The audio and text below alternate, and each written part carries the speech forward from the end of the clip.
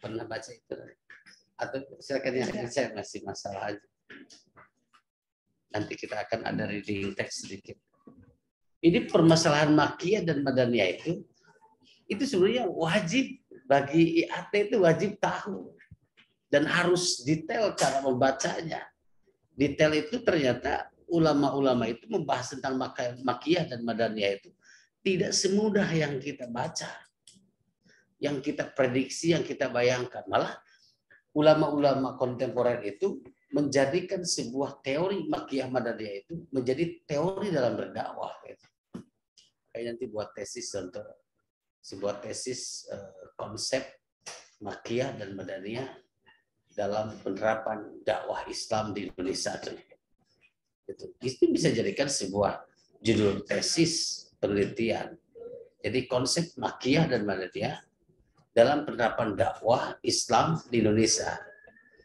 Jadi ketika Rasul di Mekah, itu dakwahnya Rasul menyebarkan Islam itu dengan ayat-ayat Makkiyah itu tidak dulu tentang hukum di situ. Ayat-ayat hukum itu kebanyakan turun di Madinah. Tapi Rasul di situ menjelaskan dan membawa umatnya itu dengan ayat-ayat yang Makkiyah, kisah-kisah masa lalu, kisah-kisah para nabi, terus tentang akhirat, terus tentang surga dan neraka, terus tentang yang wa'dun wa wa'idun, terus tentang tanzir atau tazkirah, itu di situ di ayat-ayat. Nah, dalam artian konsep Makkiyah dan Madaniyah ditarik ke Indonesia itu gini, andaikan seseorang belum kuat akidahnya, belum kuat secara keyakinannya, apakah kita harus menyampaikan dulu permasalahan itu langsung ke fikih, ke hukum, atau kita seperti tahapan tadarrujnya Makkiyah dan Madaniyah dulu di zaman Nabi, itu kan tadarrujnya ayat turun dari Mekah ke Madinah itu sebuah metode. Kalau diambil hikmah dari situ, itu sebuah metode dakwah. Bahwa Rasul itu tidak memberikan ayat-ayat hukum dulu. Berat umat kalau akidahnya belum jelas, belum benar akidahnya, keyakinannya benar-benar kepada Allahnya belum jelas. Diberikan ayat-ayat hukum itu berat untuk melaksanakan ayat hukum. Kalau akidahnya belum kuat, makanya ketika akidah sudah kuat, hijrah ke Madinah, di Madinah diberikan ayat hukum itu mereka semua nerima, samina wa ta'na. Nah, ditarik sebuah konsep keindonesiaan, konsep Makkiyah dan Madaniyah itu bagus sekali. Jadi kalau ibu meneliti atau bapak meneliti sesuatu dalam satu komunitas, kampung, lihat dulu, dianalisa dari aspek sosiologinya, dari aspek psikologisnya, dari aspek religiusitasnya, diteliti dulu. Itu bisa menjadi sebuah penelitian. Meneliti di kampung, contoh kampung atau di provinsi Papua. Kita mau meneliti di Papua. Nah, yang diterapkan dulu coba pakai konsep Makkiyah dan Madaniyah. Pendekatannya, kita harus pendekatan dulu dari aspek akidah, tazkiyatun nafsi, tazkiyatun nafsi itu. Dan ini bisa diterapkan di mana-mana sebenarnya konsep ini. Ini faidah di antaranya. Di antaranya itu menjadi faidah kita mengetahui Makkiyah dan Madaniyah. Dan ini wajib bagi hati itu tahu, harus detail memahami tentang Makkiyah Madaniyah itu. Harus detail. Makanya Al-Itqan itu harus selesai sebenarnya tentang Makkiyah Madaniyah itu sudah lecek gitu. Dia harus sudah kebaca. Karena keyakinan kita nanti muncul. Kalau kita tidak punya keyakinan untuk sebuah argumentasi mempertahankan keaslian Al-Quran dari Makkiyah Madaniyah, mana rujukan kita yang paling valid, yang paling kuat dijadikan rujukan? Ternyata Imam Asyuyuti, terus Imam Az-Zarkashi dalam Al-Qurannya itu memberikan keyakinan kepada kita. Nah, adapun hikmah menjadi metode pengembangan konsep Makkiyah Madaniyah dalam dakwah Islam, itu pengembangan boleh-boleh saja siapapun, tapi tidak melabrak konsep-konsep yang ulama sudah sepakati. Kita mengambil hikmahnya saja. Atau contoh kita membuat satu konsep Madaniyah, ayat Madaniyah. Kenapa di Indonesia tidak bisa melepaskan riba satu masyarakat Indonesia? Apakah diteliti? Apakah karena akidahnya belum kuat? Apakah karena dorongan sosiologis dan biologis yang lebih dominan? Atau apakah ketidakfahaman terhadap ayat? Itu bisa menjadi sebuah tesis juga. Itu menjadi sebuah tesis dari ayat Madaniyah ini. Atau kenapa dari Indonesia dan sampai dulu sampai sekarang kok bertengkar terus ya masalah hukum, tidak pernah selesai sampai sekarang. Jangan-jangan kita itu orang Indonesia itu belajar bukan pada ayat-ayat Makkiyah dulu, justru belajar itu kepada ayat-ayat Madaniyah. Jadi ayat-ayat hukum langsung.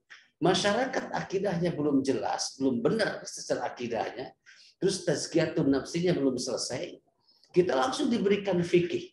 Sedangkan fikih itu banyak ikhtilaf, ya bertengkarlah di masyarakat. Nah gitu. Jadi itu menjadi sebuah metode pengembangan dakwah konsep dari Makkiyah Madaniyah. Ini faidah. Ini juga faidah yang tadi ditanyakan oleh Pak Abdullah Tahir itu. Dan ini lebih dikembangkan lagi. Contoh dalam sebuah perusahaan atau dalam sebuah lembaga pendidikan atau dalam institusi. Ini Makkiyah Madaniyah sebenarnya. Jadi luas pembahasan Makkiyah Madaniyah, tapi pondasi kita itu Makkiyah Madaniyah itu ada di pondasi turos, pondasinya. Ini kitab-kitab ini. Jadi kalau mau mengembangkan lebih jauh, konsep ini harus kita jelas. Makanya nanti ada reading text itu, kita membaca teks bagaimana As-Suyuti contoh membahas tentang ayat yang turun di langit, ayat yang turun di bumi, ayat yang turun ketika safar, ayat yang turun ketika hadir, ketika mukim, ayat yang turun ketika dalam firos. Contoh surah Inna Ataina. Ada ayat yang turun ketika tidur. Ada ayat yang turun ketika soif. Contoh ketika musim kemarau. Contoh kita ada yang musim dingin. Itu dijelaskan. Terus ada faidah-faidah, analisa riwayat, terus para ulama. Dan ini sebenarnya bagi IAT khususnya Makkiyah Madaniyah itu harus melotok gitu. Harus melotok, bukan melotok. Ininya copot gitu ya, rambutnya copot. Maksudnya baca tentang Makkiyah Madaniyah itu detail. Saya salut ke Imam As-Suyuti itu. Beliau menjelaskan sampai ayat-ayat yang turun itu ini di sini kondisinya, ini dijelaskan detail. Coba aja baca Ulumul Quran Imam As-Suyuti, lebih meyakinkan kepada kita hujahnya, terus sanadnya, riwayahnya lebih jelas hujahnya. Tidak sembarangan ketika kita memberikan argumentasinya, itu tidak sembarangan. Makanya tadi pertanyaannya bagus juga Pak Abdullah Tahir, itu manfaat buat kita juga. Terus untuk kita kaji, ustaz itu semua harus tahu. Ini kan ustaz-ustaz semua ya, ustaz. Jadi Makkiyah Madaniyah itu harus paham betul. Jangan sampai kita menjelaskan ayat itu tidak sinkronis, tidak sinkron. Banyak orang yang menjelaskan ayat, contoh ayat itu dijelaskan, padahal itu ayat tentang Makkiyah, tentang penghambaan kita, penyembahan kita kepada Allah. Tapi ia jelaskan jadi bab furu'iyah, jadi bab ibadah, jadi bab tentang sholat. Padahal bukan itu bicaranya. Contoh, ya ayuhan nasu ubudu rabbakum alladzi khalaqakum walladzina min qablikum la'allakum tattaqun. Contoh pembahasan itu. Contoh ayat ini Makkiyah. Ada sebagian ustaz atau kita yang tidak belajar ulumul Quran atau banyak ayat ya ayuhan nas. Terus kita tidak tahu kondisi sosiokultural atau siak konteks ayat itu di mana turun. Jadi ketika menjelaskan kita harus sholat, ini ayatnya. Kita harus sholat, padahal ayat ini bukan tentang sholat, tapi tentang ibadah penyembahan. Artinya harus hanya mentauhidkan Allah, bukan tentang sholat. Contoh, beda dengan idza nudiya lis-sholati mi yaumil jumu'ati fas'au ila dzikrillah. Contoh dalam surah Al-Jumu'ah, ini kan sudah jelas. Ya ayyuhalladzina amanu. Atau yang notabene seperti dalam surah As-Saff, contoh ya ayyuhalladzina amanu hal adullukum ala tijaratin tunjikum min adzabin alim. Atau di dalam surah Al-Imran, contoh ya ayyuhalladzina amanu la ta'kulur riba ad'afan mudha'afa wattaqullah. Itu seperti ayat-ayat itu sudah jelas.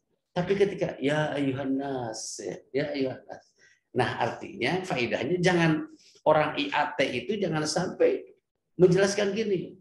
Menjelaskan ya ayyuhalladzina amanu kutiba alaikumusiyam, tapi dalam konteks kemekah-mekahan. Dalam konteks menjelaskan tentang Mekah. Di Mekah dulu ayat ini turun. Wah, ini melakukan ulumul Quran. Ini nanti saya yang disalahkan. Ustaz Iqbal gitu yang mengajarkannya gitu. Jadi ketika membacakan ayat itu jelas ini dalam konteks apa. Makanya para ulama menjelaskan tentang ayat ada tafsir ayat ahkam gitu kan. Tafsir ayat ahkam itu luar biasa. Itu untuk kodifikasi tentang ayat-ayat hukum gitu. Nah, ini dari aspek Makkiyah Madaniyah itu ternyata cakupannya luas. Dan sekarang kalau antum semua, anti semua mau menjelaskan, meneliti tentang tesis dari konsep Makkiyah dan Madaniyah, itu bisa menjadikan atau melahirkan konsep-konsep baru dari Makkiyah Madaniyah saja. Coba nanti untuk tesis kita mencari konsep dari sini Makkiyah Madaniyah. Sudah terbayang nggak nanti Pak untuk tesis? Atau ininya juga belum paham betul tentang Makkiyah Madaniyah. Ya, jadi ya, makanya Imam As-Suyuti itu tulis berapa halaman ada istilah dawabitu fil makki wal madani gitu. Ada dawabitnya. Sudah jelas dawabitnya. Dan beliau menjelaskan ini tidak sembarang hanya mengutip ini, bukan hasil kajian. Terus dicantumkan. Dan kita ahlu taklid, kita hanya membaca hasil kajian mereka, hasil kajian contoh Imam As-Suyuti, kita ikut saja. Enak sekarang itu, kita nggak banyak mengkaji, hanya pengembangan saja pengajiannya itu. Ini sudah dicantumkan oleh para ulama. Ada lagi yang mau komentar Tim Nadifah, silakan.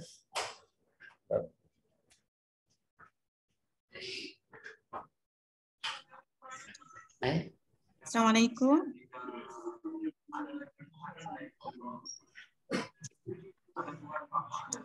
Mau bertanya? Silakan Bu, Nadifah ya. Ya, ke pemakalah. Bismillah, Assalamualaikum.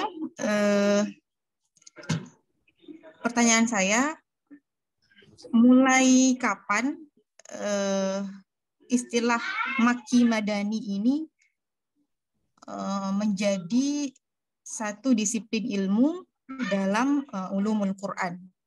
Dan dari mana sumber pengetahuan sehingga bisa ulama menyimpulkan bahwa surah ini adalah Madaniyah, surah ini Makkiyah? Apakah ini bersumber langsung dari Rasulullah ataukah dari para sahabat, atau mungkin Makkiyah Madaniyah ini adalah hasil ijtihad dari ulama-ulama sesudah sahabat? Pertanyaan kedua adalah, sebenarnya saya sangat berharap di makalah ini, atau mungkin Pak Dokter dari ulama sendiri belum dapat jumlah pasti. Maksud saya adalah dari 114 surah dalam Al-Quran itu berapa yang masuk dalam kategori Makkiyah dan berapa yang masuk dalam Madaniyah. Begitu juga karena kita tahu bahwa dalam satu surah, misalnya surah Al-Baqarah, seperti yang Pak Dokter sampaikan tadi, bahwa dari 280 sekian ayat, itu tidak semuanya ternyata Madaniyah. Namun ada juga surah-surah Makkiyah yang masuk di dalam surah Al-Baqarah. Apakah ada jumlah pasti dari 6.600 sekian ayat dalam Al-Quran? Apakah sudah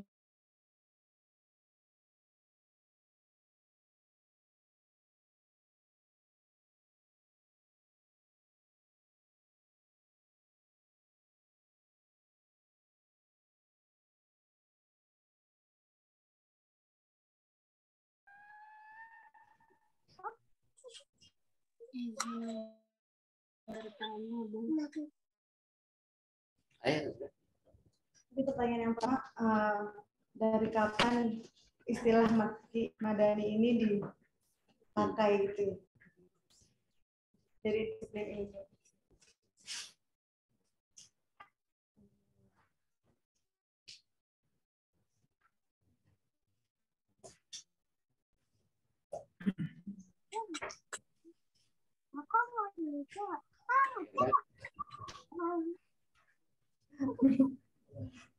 Izin bertanya lagi boleh?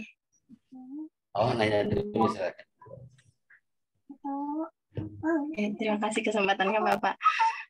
Begini, ada beberapa ayat yang diturunkan di Madinah tapi hukumnya Makkiyah seperti surat Al-Mumtahanah, atau ayat yang diturunkan di Mekah tapi hukumnya Madaniyah.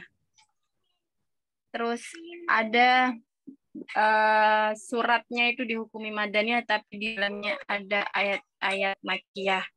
Nah, itu apakah ada standar khusus gitu dari para ulama untuk mensepakati bahwa surat ini adalah surah Makkiyah atau Madaniyah? Atau mungkin ada harus sekian persen masuk ciri-ciri khusus, atau harus ada apa standarnya gitu Pak? Apa batasannya? Apakah sudah ditetapkan atau udah kita bareng-bareng aja ini disebut Makkiyah, yang ini disebut Madaniyah? Apakah ada standar-standar khususnya atau tidak? Kalau misalkan ada itu bagaimana gitu Pak? Apa-apa aja. Saja. Terima kasih Bapak. Silakan. Kalau yang dari kapan itu kurang tahu ya dari kapannya, tapi mungkin ulama-ulama belakangan ini yang baru memisahkan kalau misalnya maksudnya menamakannya kalau Maki Madani gitu. Masih kalau teman-teman tahu boleh bantu. Kemudian mulai kapan?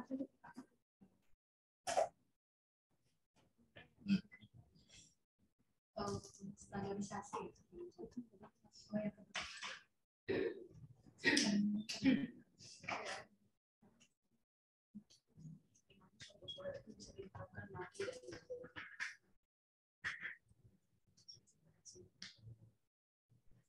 Ya, yang Bu Farida itu bertanya yang kedua itu pastinya surah atau ayat itu ada berapa yang Makkiyah dan Madaniyah. Itu yang pasti.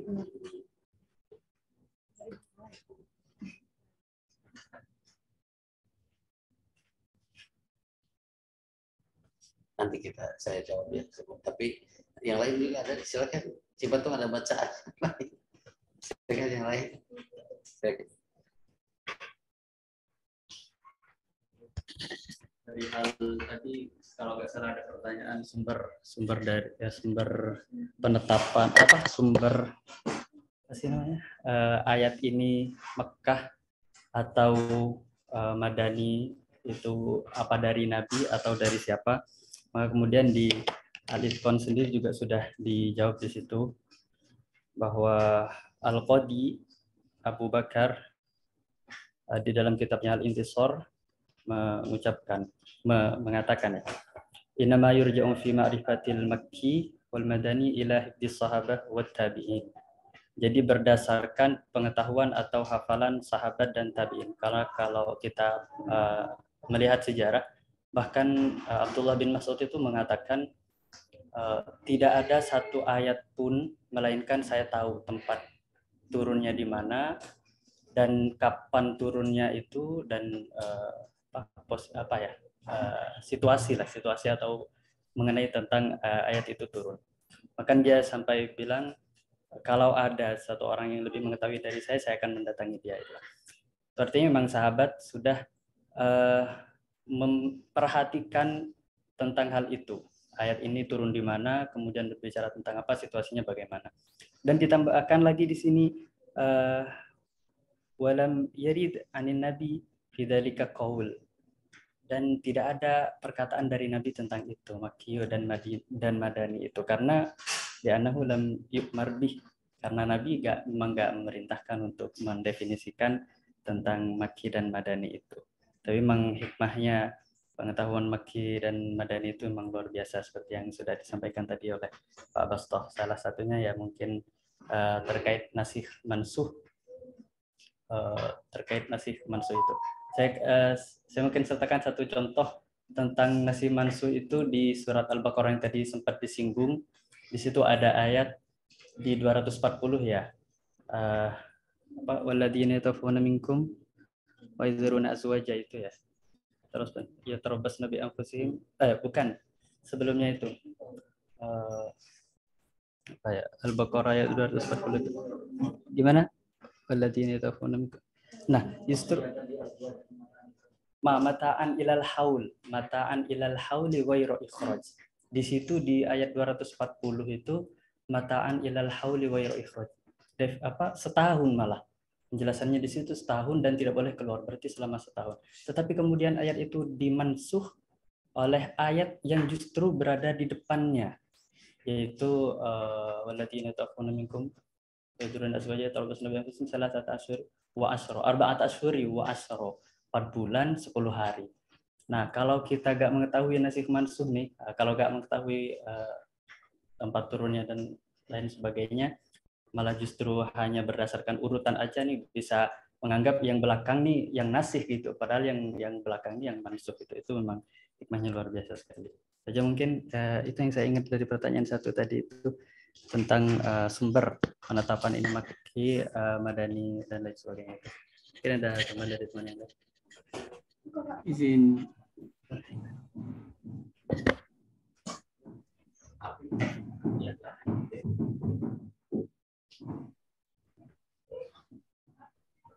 Izin menambahkan. Bismillahirrahmanirrahim. Untuk menambahkan contoh yang pertama, mungkin menambahkan contoh yang Ustaz Abdulillah tanyakan yang masalah Makki dan Madani. Dalam surat An-Nahl yang kita ketahui juga An-Nahl adalah Makkiyah, yang ayatnya berbunyi wala tanqudul aimana ba'da tauqidiha. Di ayat ini jelaskan bahwasanya kita dilarang untuk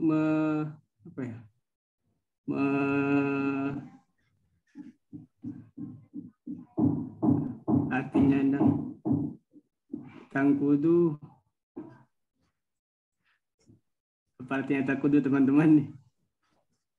Membatalkan nggak sih? Ya, membatalkan sumpah kita ya, membatalkan sumpah di ayat tersebut.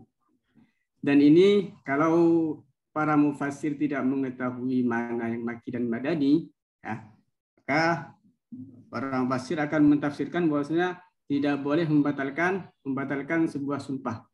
Padahal di ayat yang lain yang juga disebutkan di surat An-Nur, yang mana An-Nur kalau nggak salah Madaniyah, di ceritanya Abu Bakar yang wala ya'tali ulul fadli minkum wasa'ati ayyutu lil qurba sampai terakhir, dan juga di surah Al-Maidah, dan Al-Maidah juga Madaniyah. Dan ini menunjukkan bahwasanya yang Madaniyah itu akan menghapus hukum yang Makkiyah. Yang pertama. Mungkin yang kedua yang masalah Makki dan Madani, saya baca di Al-Makki wal Madani fil Qur'anil Karim dirasah ta'siliyah naqdiyah lis-suwar wal ayat min awalil Qur'an ila nihayatihi. Yang di sini menyebutkan bahwasanya karangan pertama kali itu muncul di masa tabi'in, yang mana muallif di sini pengarang menyebutkan kitab yang pertama kali itu ada kitab mana udah sebentar ada kitab Nuzulul Quran. Di sini pengarang menertibkan kitab yang pertama kali ada sampai berurutan. Ada namanya Nuzulul Quran li Dhahak bin Muzahim al-Hilali al-Mutawaffa sanah 104 Hijriyah. Dan disusul dengan yang kedua Nuzulul Quran li Ikrimah Abi Abdillah al-Qurashi al-Barbari, dan kitab-kitab selanjutnya. Ya, mungkin dari karangan ini bisa ditangkap bahwasanya kitab yang berbicara tentang Makki dan Madani itu karangan Ad-Dhahak Lidh-Dhahak bin Muzahim al-Hilali. Mungkin cukup betul.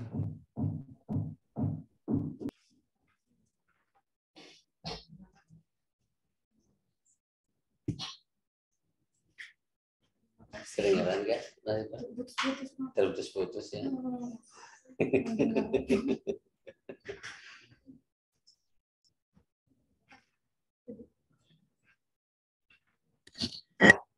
Makasih Abu Nasir. Abu Nasir.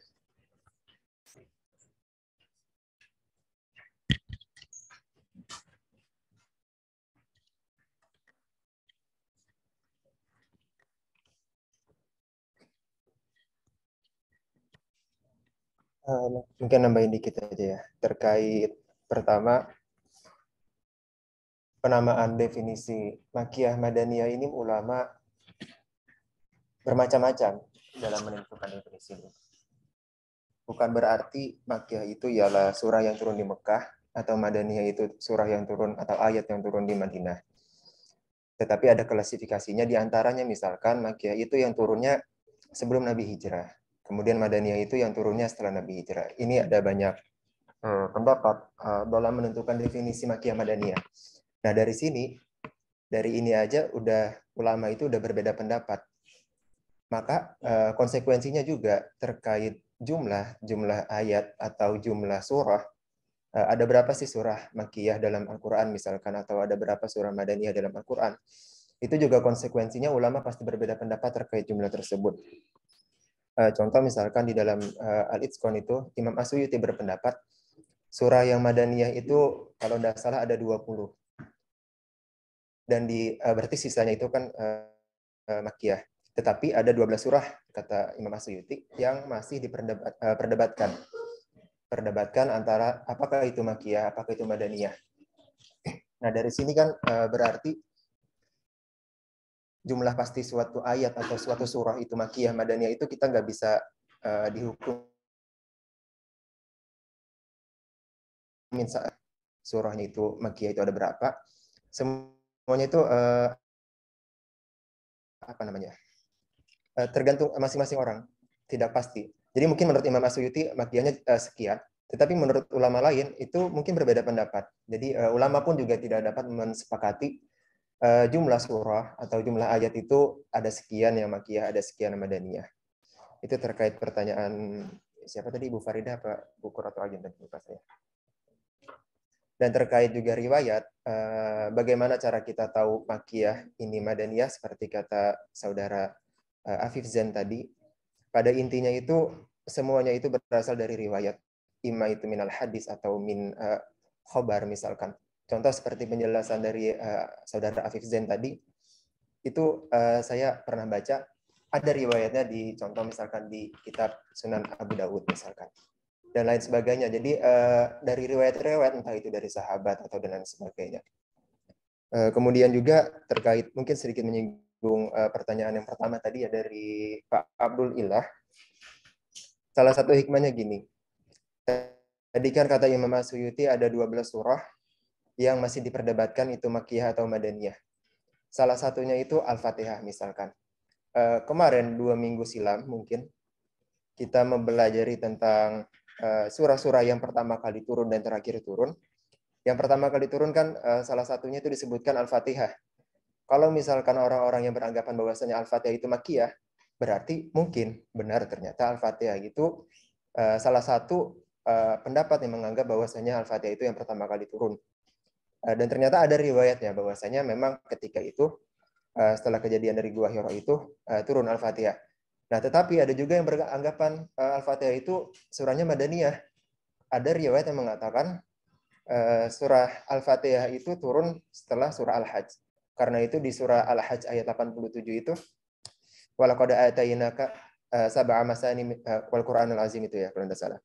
Nah, sab'a masani ini kan itu 7 ayat yang diulang-ulang ialah Al-Fatihah. Yang dimaksud 7 ayat di sana itu ialah surah Al-Fatihah. Karena itu surah Al-Fatihah katanya itu termasuk Madaniyah. Nah, ini salah satu contoh dari adanya perdebatan dalam menentukan suatu Makkiyah Madaniyah. Ini juga memberikan efek kepada penetapan. Contoh lain juga misalkan Al-Qadar termasuk 12 surah yang diperdebatkan Imam As-Suyuti. Bagi yang beranggapan bahwasanya surah Al-Qadar itu Makkiyah, ini masuk akal karena Inna anzalnahu fi lailatul qadar itu kan membahas tentang surah Al-Qadar. Sedangkan surah Al-Qadar mayoritas ulama berpendapat itu pada bulan Ramadan. Sedangkan sebagaimana kita tahu dari sejarah, kewajiban puasa itu kalau tidak salah itu pada abad kedua Hijriah. Artinya udah hijrah. Harusnya berarti secara logika surah Al-Qadr ini turunnya harusnya Madaniyah, tetapi ada yang beranggapan bahwasanya itu Makkiyah. Nah, ini juga penetapan Makkiyah Madaniyah ini juga rasanya memberikan efek kepada suatu ketetapan. Dan banyak lagi ya contoh-contoh yang lain dalam penetapan suatu Makkiyah Madaniyah ini memberikan efek kepada atau membantu sebagai salah satu alat untuk para mufasir menetapkan suatu pemahaman atau penafsiran kepada Al-Qur'an. Pertanyaan apa lagi? Udah semua ya? Atau ya belum? Mungkin itu dari saya. Sekian. Wassalamualaikum.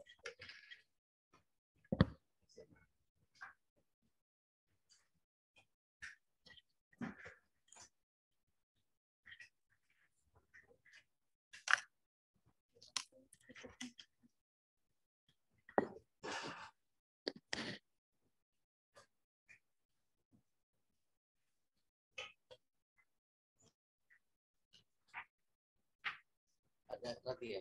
Ini komen dan nanya.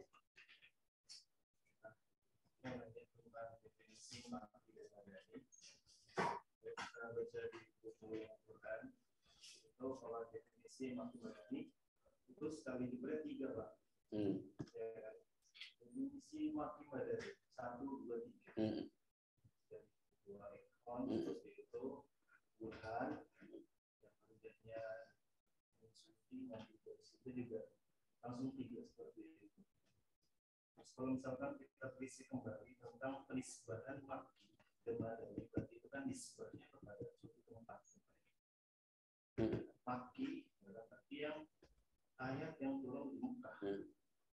Jadi ayat yang turun di Madinah.